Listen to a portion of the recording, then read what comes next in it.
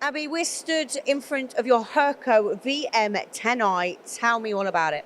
So this is our second smallest machine. Obviously, we got the VM1.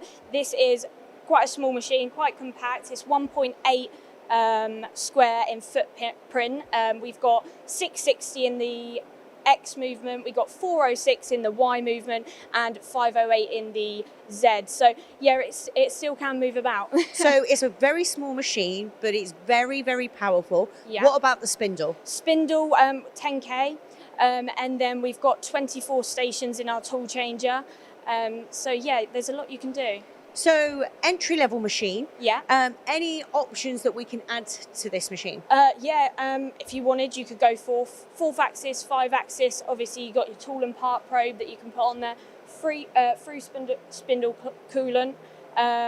There's lots of add-ons that you can have. So there's lots to this machine. Oh, yes. That you can get. What's the programming like on this control? Very user-friendly, very user-friendly. As you can see here, this is all done conversationally, no add-ons included. That is all lines and arcs, frames, just all a bit of milling, just on the standard controls there. So if you're looking for a new 3-axis VMC, especially with the programming on it, this is the machine to go for. Oh, 100%, especially if you're starting out. Absolutely brilliant machine, nice small one, if you're stuck with space as well.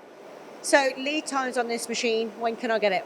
Couple of weeks, we've got a few in stock, so yeah, you won't be waiting long. So if you're looking for an entry-level 3-axis VMC, contact the guys at Hurco.